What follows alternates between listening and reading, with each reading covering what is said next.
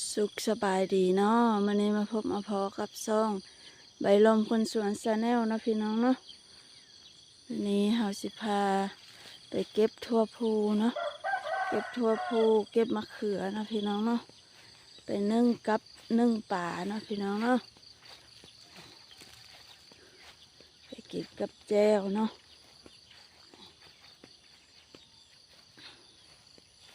ทั่วภูกันหลายพี่น้องมาลายแห้งจะตกขี้ดินเลยเป็นพวเลยพี่น้อง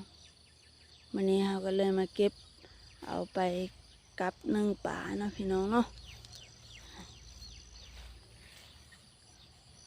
ขนาด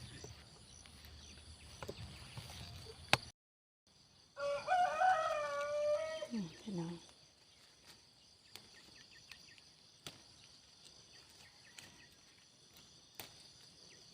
งาม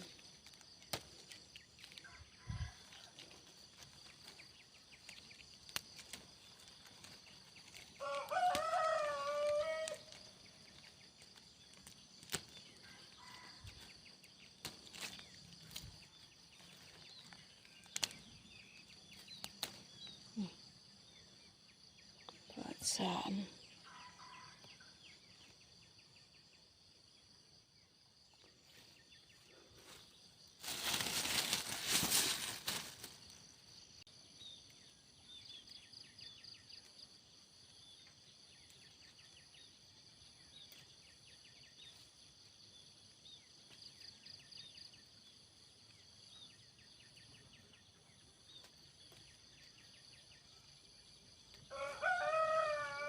นี่พี่น้อง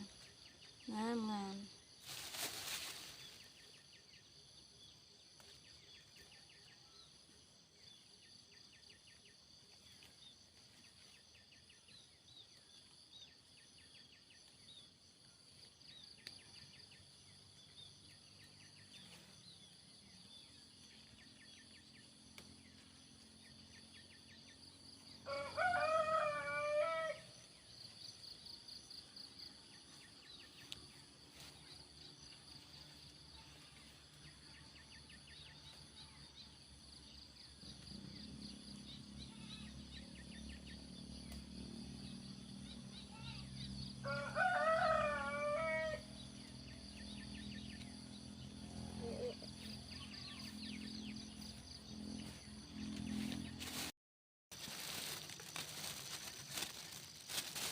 หลายเตอะพี่น้อง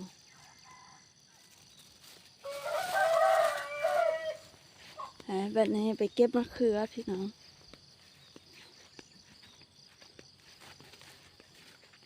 ไปเก็บมะเขือบรรยากาศสวนยามเช้าเนาะพี่น้องตอนนี้ก็เวลา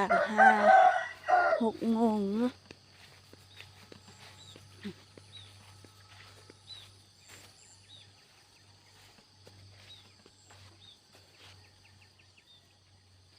อากาศสวยงามเศร้า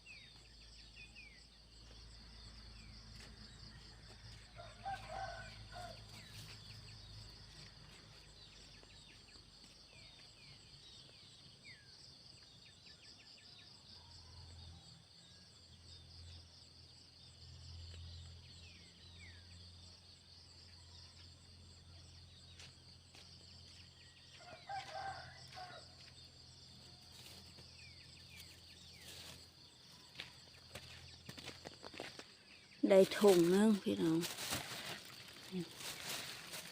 เก็บไปผ้ากระเจ้านำเนาะพี่น้องเนาะ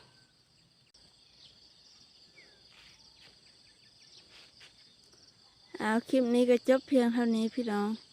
ขอขอบใจสำหรับการติดตามรับชมสุดท้ายนี้ก็ขอกล่าวคำว่าสบายดี